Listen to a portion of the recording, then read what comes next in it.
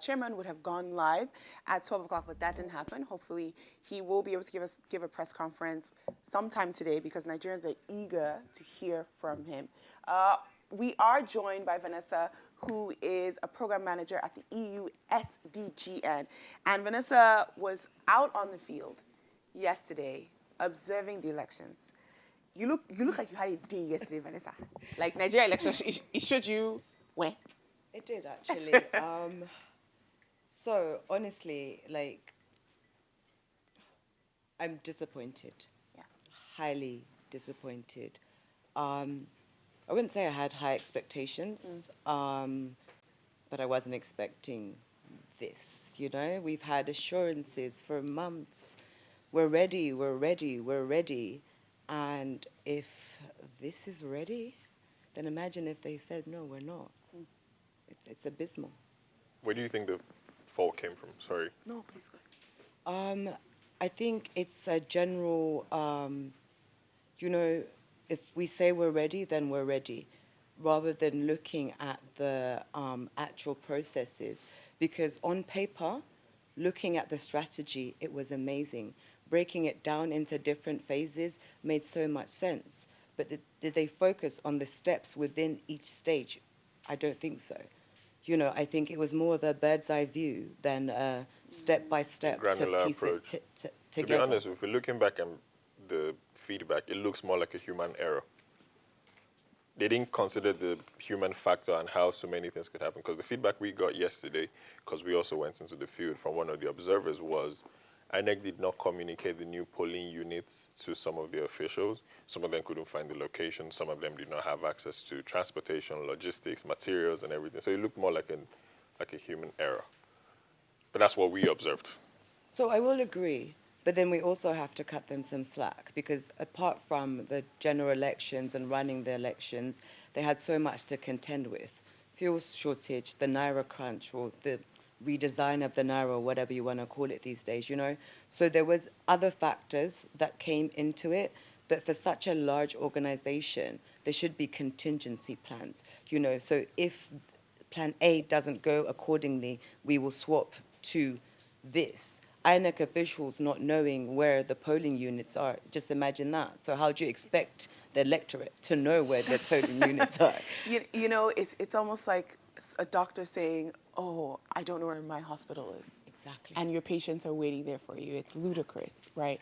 You know, Vanessa, you've been part of the process and you guys have really been, you know, observing and trying to see how INEC is going to fare.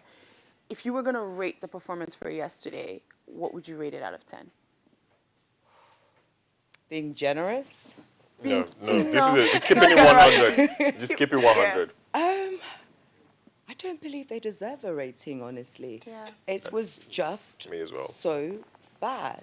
You know, like, there's different reports. Some polling units went on, like, amazingly, but then when you drill down, you find that those are the polling units with less than 100 people. You know, if it didn't go well with less than 100 people, how do you expect to replicate the model across larger polling units? But then we had the exercise, the BVAS mock accreditation exercise a couple of weeks back, and reports from that was, oh, it's amazing, oh, it's so good. But then I noted then, I said, they're using actual INEC stuff, not ad hoc stuff, to run the mock exercises. Right. That's a fail stop from the get-go because they've been through the process. You're recruiting thousands of people across the country who you've said you've trained to do this, but then when you're running the exercise, it's not true to what's going to happen on the actual day. What is there, and I'm not sure if you know the back end on this, but what does the training process look like for the ad hoc staff?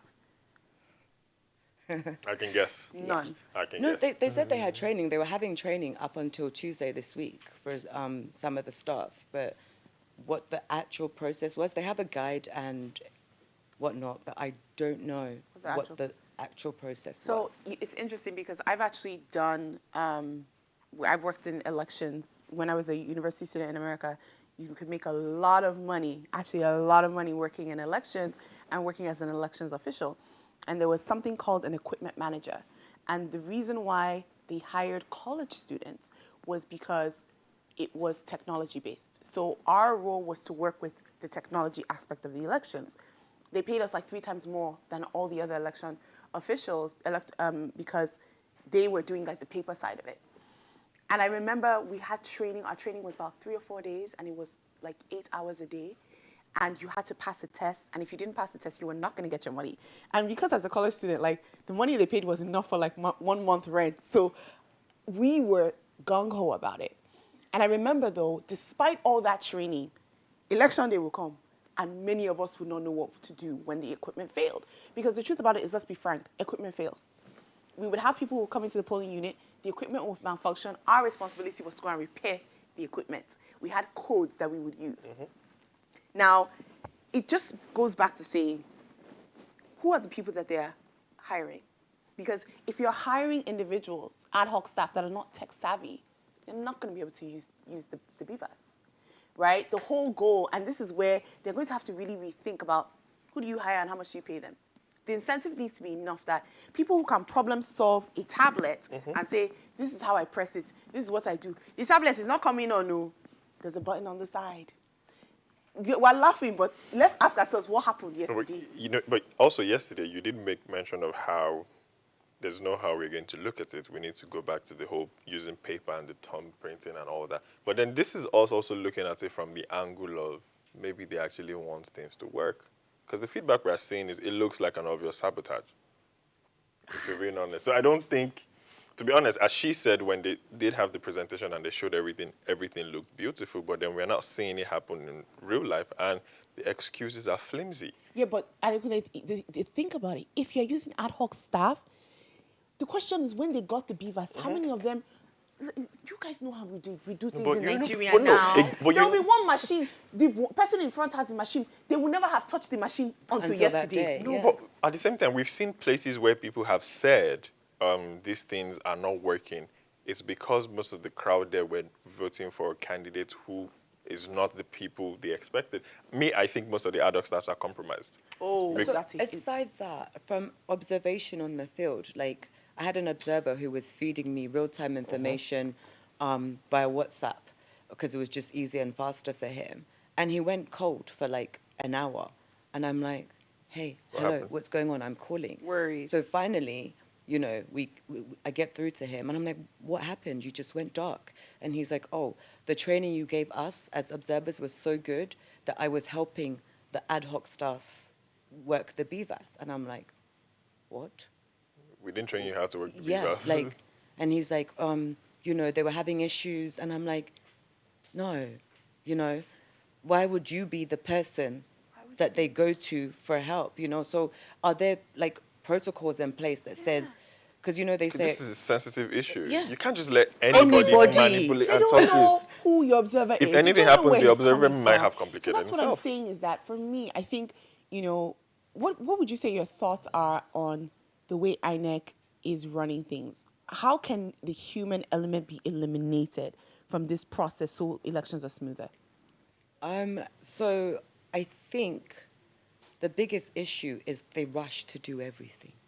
There's not enough time allocated. We've had 4 years, guys, 4 years. And it is And- crunch time. But when you look at it, it's been like the last 12 months. And it's like we're doing the reallocation of the polling units. We're re-registering people. We're moving people from polling units. We're giving out new PVCs. Everything has just happened back to back to back. There should be planning stages. You know, this point for the next 3 months, this is what we're focusing on. And we're going to get this right. And if it gets to the end of the 3 months and you haven't got it right, it's okay to say, you know what?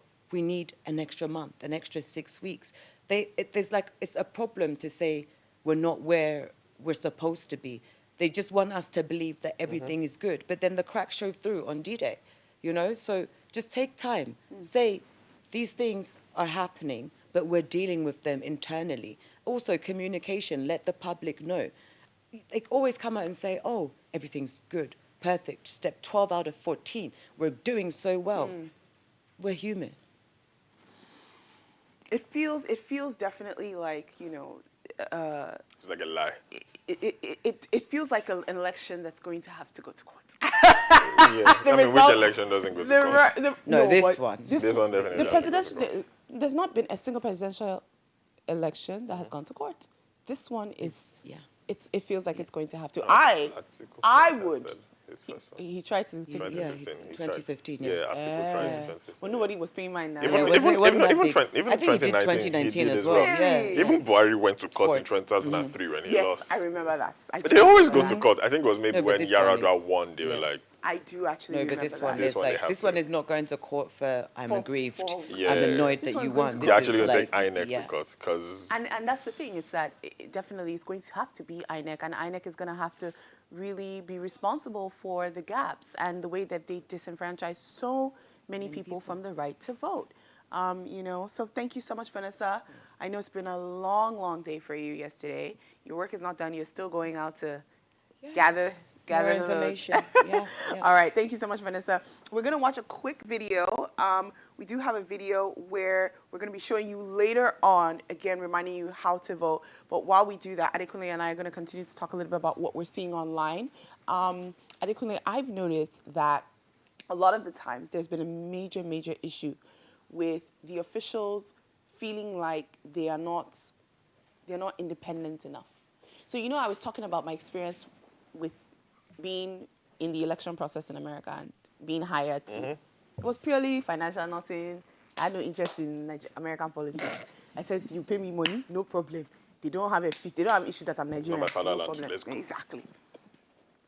This is the thing. I don't remember. I can't see the results. I don't have access to the results that I could. Yeah. I'm the equipment manager. The results are in the machine. I don't have access to the results. All I do is at the end of the day, they tell me, print the results. Once you print the results, it's printed in a way that you can't manipulate you it. can't. Also, it's not easily coded.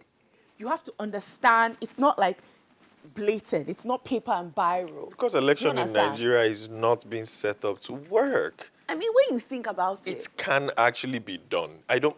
I always like saying Nigeria's problems are solvable because if you want to do, there are different layers. I mean, we gave the very basic example yesterday of, say, maybe they do it in a gated compound. When it's your time to vote, you walk in and whatnot.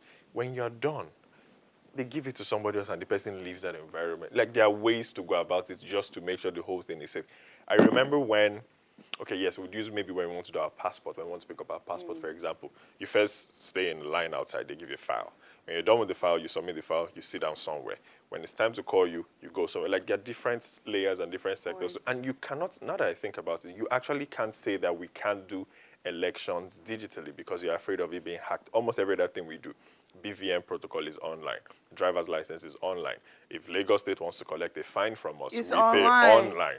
Passport collection, it's online. So why is it that INEC, and almost everybody that has a PVC, somewhere along the line would also require a BVN because a few years Need ago, a NIN the as Minister well. of the Minister of Information. Minister of Digital Economy, Yes, yes. he made sure that they collapsed everything together. Yeah. So why can't we use the same thing? It can actually be done. Now that I think about it, we can actually be done. They only just don't want to do it because it feels telling, And the reason why I say that, I love Nigeria, but I want A to be, lot of I us want to genuinely be do. really frank with the system and the value system we have here.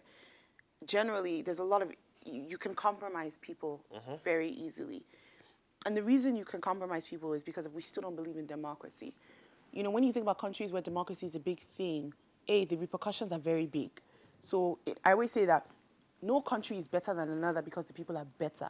People act properly and behave properly because there are consequences. That's the truth.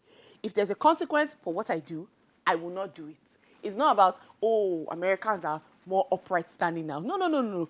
You run a red light, you're going to jail. You get a fine. I just remember something understand? beautiful. Lagos, when Fashola was governor, it was different. You couldn't, I would never You forget. entered the BRT BRT lane, lane. you are gone. Done. I think there was a time they were even saying you can't honk indiscriminately. You do it tomorrow, they will pick you You're up. on your phone. They will it's a pick you wrap. up. Then I think even during Christmas time, if you shoot knockout as well, you are gone. Yeah. So it's not like as if it actually can't be done. Because when you think about it now, all the people, the ad hoc staff that we've seen compromise the election, what's going to happen to them? That's Nothing. what I'm saying. There are actually no So repercussions for these some of these people actions. So know they're that just there are no repercussions, there are no consequences. So how can you give an individual who possibly needs money That kind of It's not even power. possible. Everybody needs money in Nigeria today. Everybody Everybody needs needs money money. at this Let's point. stop playing games. How much is salary? How much is the salary that INEC is paying them? Even when you have the salary, you can't withdraw it because there's a cash shortage. So, So you're saying, oh, you give me quick cash, I'll go to the market and go and buy soup. for me, it's really one of those things where, in hindsight, to give an official that much power, who you cannot guarantee that they won't be compromised, it's not an election that we're running. I saw a gory video yesterday.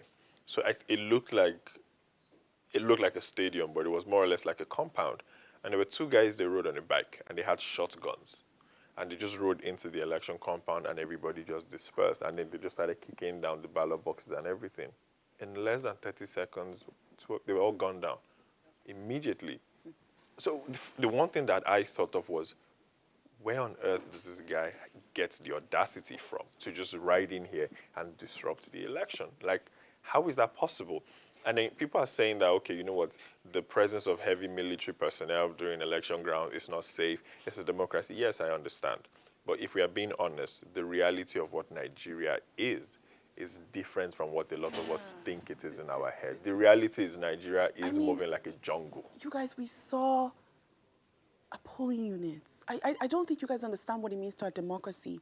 For a human, no gun, no knife, nothing, to come to a polling unit. Mind you, these guys were not armed, particularly, and grab a ballot box.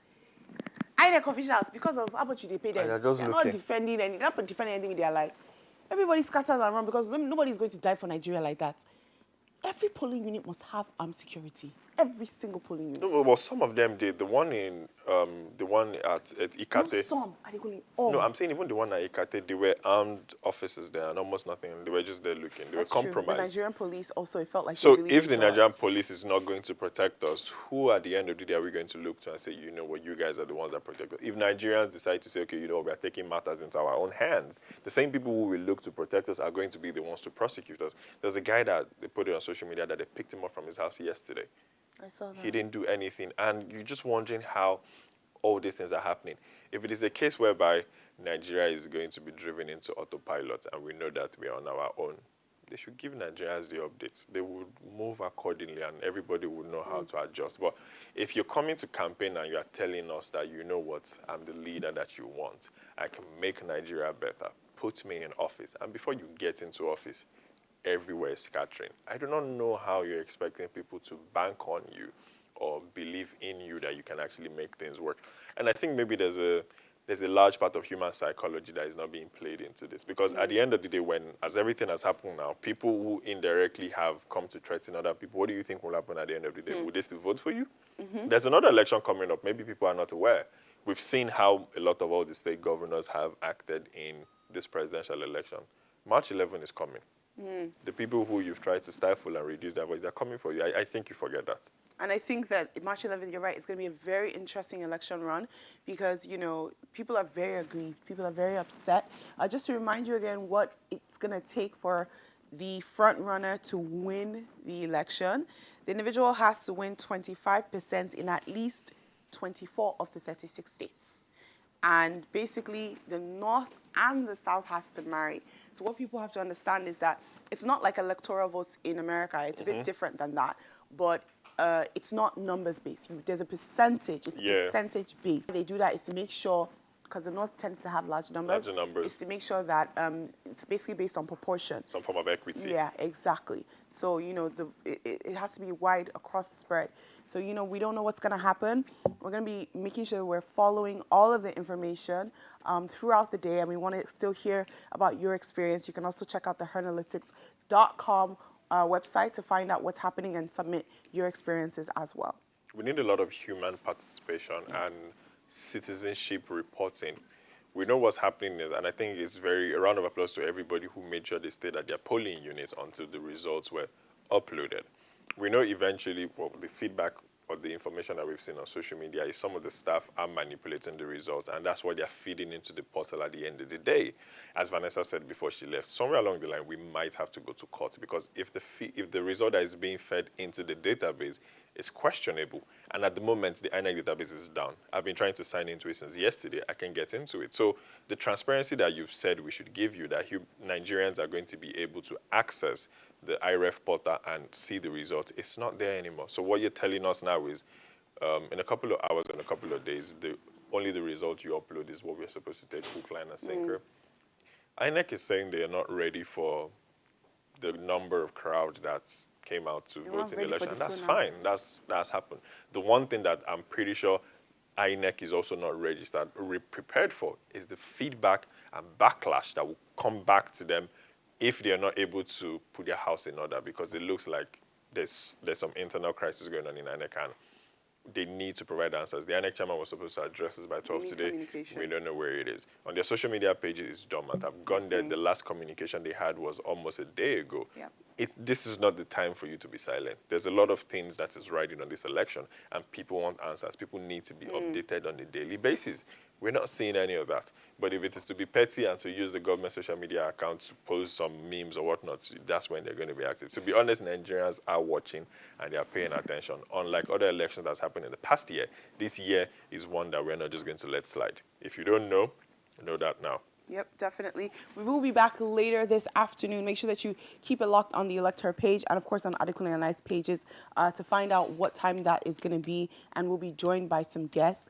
My handle is Bolanle, and Adekunle's is... Official Adekunle Olopade. Okay. All right, we'll see you guys later. And make sure that you're feeding as much information as possible. We need to make sure that we are the eyes and ears of this election so that it is fair and free. I'll see you guys later. Bye. The voting procedures during an election is brought to you by Channels Television. Remember that you're qualified to vote if you are a registered voter and your name appears on the register of voters at your polling unit. On each election day, polling stations will open for accreditation and voting from 8:30 a.m. to 2:30 p.m. However, voters on the queue before the close of poll at 2:30 p.m. will be accredited and allowed to vote. Voting at the polling unit will be as follows. Step 1. At the polling unit, join the queue. An INEC official will check if you are at the correct polling unit and confirm that the PVC presented belongs to you. Step 2. An INEC official will confirm if your PVC is genuine using the card reader. You will be asked to place your finger on the card reader. Step 3. An INEC official will also confirm you are listed in the voters register. Your name will be ticked and your finger will be inked to confirm that you have voted. If your name is not found, you cannot vote. Step 4. The presiding officer will stamp, sign, and endorse your ballot paper. You'll be given the ballot paper rolled with the printed side inwards and directed to the voting cubicle. Step 5. Stain your finger with the ink given and mark the box for your preferred candidate or party. Roll the ballot paper in the manner you are given and flatten it. Step 6. Leave the voting cubicle and drop the ballot paper in the ballot box in full view of people at the polling unit. Step 7. Leave the polling unit or wait if you wish to in an orderly and peaceful manner to watch the process up to the declaration of the result. The result of each polling unit shall be pasted at the unit for everyone to see. Vote wisely and avoid vote buying. This announcement is brought to you by Channels Television, a network